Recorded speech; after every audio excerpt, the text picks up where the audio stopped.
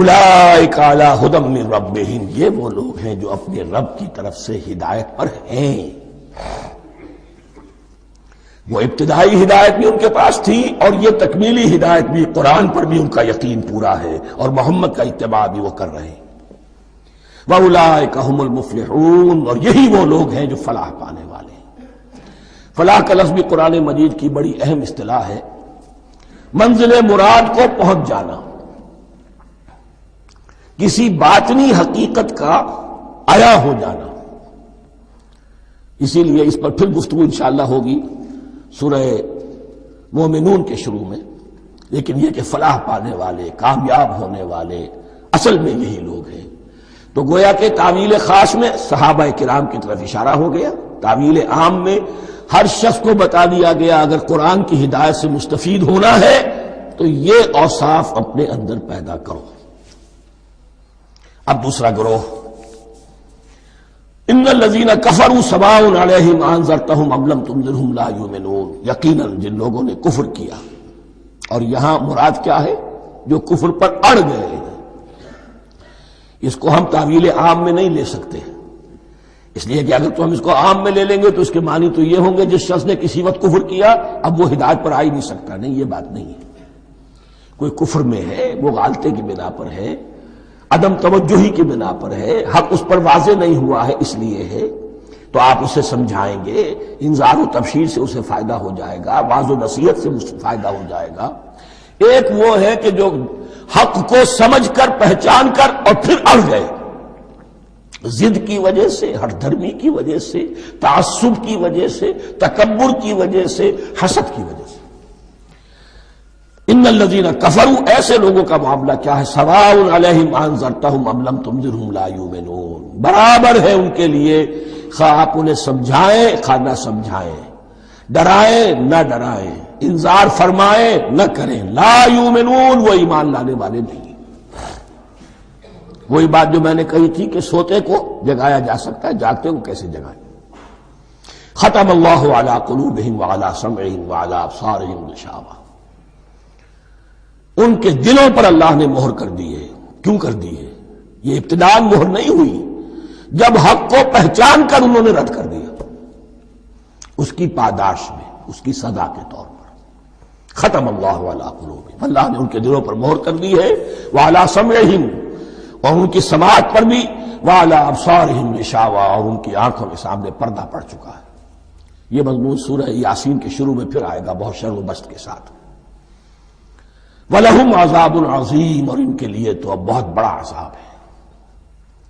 یہ دوسرا گروہ ہو گیا، ایک رکوع میں دو کو سمیٹ لیا گیا، کل ابھی 7 آیتیں ہوئی ہیں۔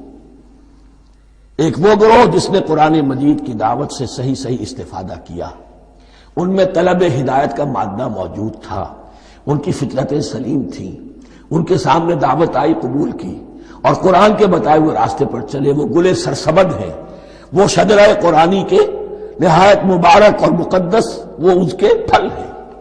ایک گروہ وہ ہے جس نے حق کو پہچانا لیکن اس کو رد کر دیا اپنے تعصب یا ہٹ درمی کی وجہ سے۔ ان کا ذکر آ گیا بہت اختصار کے ساتھ، اس لیے کہ ان کا ذکر آپ کو بہت تفصیل سے مکی صورتوں میں ملے گا۔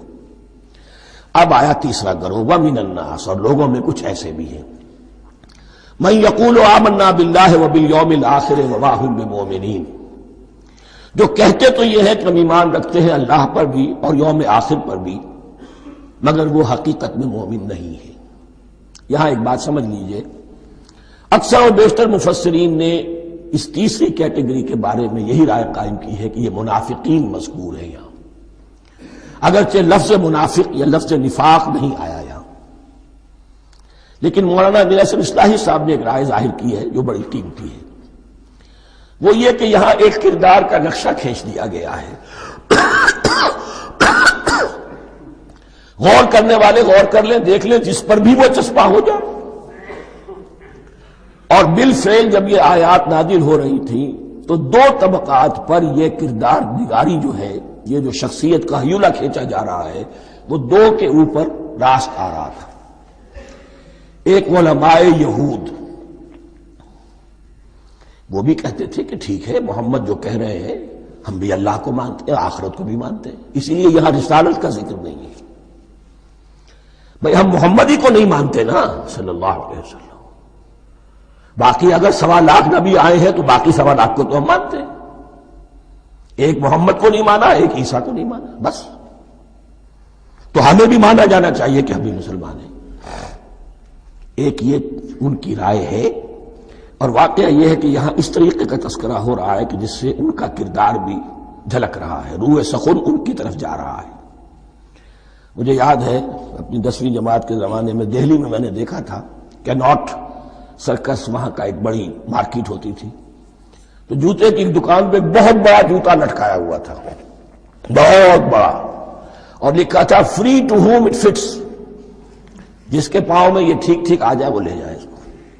تو یہ free to whom it fits ہے، ایک کردار ہے، اب یہ کردار جس کے اوپر بھی فٹ بیٹھ جائے، ان میں یقیناً زیادہ تو غلبہ یہی ہے جو مفسرین کی رائے ہے، منافقین کا معاملہ جو ہو رہا ہے، لیکن یہ کردار بعین نہیں فٹ بیٹھ رہا ہے یہود کے علماء پر۔ اور یہ بھی نوٹ کر لیجئے کہ جو مدینہ منورہ میں نفاق کا جو پودا پروان چڑھا ہے، بلکہ پودا نہیں کہنا چاہیے، جھاڑ جھکاڑ جو پروان چڑھا ہے، وہ یہودیوں کے زیر اثر، جیسے جنگل کے اندر بڑے بڑے درخت بھی ہوتے ہیں اور اندر جو ہے نیچے جھاڑیاں بھی ہوتی ہیں، تو یہ نفاق کا جھاڑ جھکاڑ جو ہے وہ یہودی علماء کا جو پودا تھا اور بہت بڑا تھا، اس میں کوئی شک نہیں، اس کے سائے میں پروان چڑھا ہے۔ ان دونوں میں معنوی ربط بھی ہے۔ وَمِنَ النَّاسِ مَن يَقُولُ آمَنَّا بِاللَّهِ وَبِالْيَوْمِ الْآخِرِ وَمَا هُم بِمُؤْمِنِينَ، اور لوگوں میں سے کچھ ایسے بھی ہیں جو کہتے تو یہ ہے کہ ہم ایمان رکھتے ہیں اللہ پر اور یوم آخر پر، لیکن وہ مومن نہیں ہیں۔ يُخَادِعُونَ اللَّهَ وَالَّذِينَ آمَنُوا وَمَا يَخْدَعُونَ إِلَّا أَنفُسَهُمْ، وہ دھوکہ دینے کی کوشش کر رہے ہیں اللہ کو اور اہل ایمان کو۔ لیکن یخادعون جو ہے یہ باب مفعلہ ہے، باب مفعلہ میں کشمکش ہوتی ہے، کشاکش ہوتی ہے، لہذا ترجمہ میں نے کیا کوشش کر رہے ہیں۔ وما يخدعون الا انفسهم، یہ ثلاثی مجرد میں آ گیا، اور نہیں دھوکہ دے رہے مگر صرف اپنے آپ کو۔ یہ یقینی ہے اپنے آپ کو تو دھوکہ دے رہے ہو، لیکن یہ کہ اللہ اس کے رسول کو، اللہ اور اہل ایمان کو دھوکہ نہیں دے سکتے۔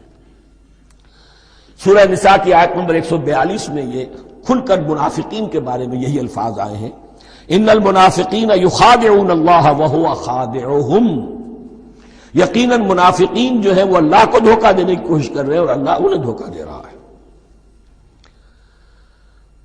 فی قلوبہم مرض،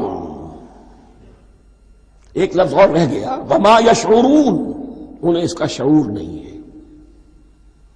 یہ بہت اچھی طرح نوٹ کر لیجئے، منافقین کی بھی اکثریت وہ تھی جنہیں اپنے نفاق کا شعور نہیں تھا، وہ اپنے تئیں سمجھتے تھے اپنے آپ کو مسلمان، وہ کہتے تھے یہ بے وقوف لوگ ہیں، محمد رسول اللہ کے بارے میں کہتے تھے یہ خام خواہ جو ہے انہوں نے لڑائی بھڑائی مول لے لی ہے اہل مکہ کے ساتھ، کیا ضرورت ہے، امن کے ساتھ جو ہے بات کرنی چاہیے۔ وہ سمجھتے تھے کہ ہم خیر خواہ ہیں، ہم بھلی بات کہہ رہے ہیں، یہ بے وقوف لوگ ہیں، دیکھتے نہیں کہ کس سے ٹکرا رہے ہیں، ہاتھ میں اسلحہ نہیں ہے اور لڑائی کے لیے جا رہے ہیں، تو بے وقوف تو یہ ہے۔ لیکن وہ سمجھتے تھے کہ ہم تو بڑے مخلص ہیں، ہم مسلح ہیں، تو ما یشعرون بہت ضروری ہے۔ بعض لوگ منافق ایسے بھی تھے کہ جو اسلام میں داخل ہی ہوتے تھے دھوکہ دینے کی خاطر، اور ان پہ پہلے دن سے واضح ہوتا تھا کہ ہم مسلمان نہیں ہیں، ہم نے اسلام کا لبادہ اوڑھا ہے صرف دھوکے کے لیے۔ اس کا ایک ذکر سورہ آل عمران میں آئے گا، لیکن اکثر و بیشتر منافقین دوسری طرح کے تھے جنہیں اپنے نفاق کا شعور حاصل نہیں تھا۔ فی قلوبہم مرض، ان کے دلوں میں ایک روگ ہے، بیماری ہے۔ یہ روگ اور بیماری کیا ہے؟ ایک لفظ میں اس کو تعبیر کیا جائے، کردار کی کمزوری، ویکنس آف کیریکٹر۔ ایک شخص وہ ہوتا ہے کہ جو سمجھتا ہے یہ حق ہے، حق سے بعد آباد، اب جو ہو سو ہو۔ ایک حق کو حق پہچان کر رد کر دیتا ہے وہ کافر ہو گیا۔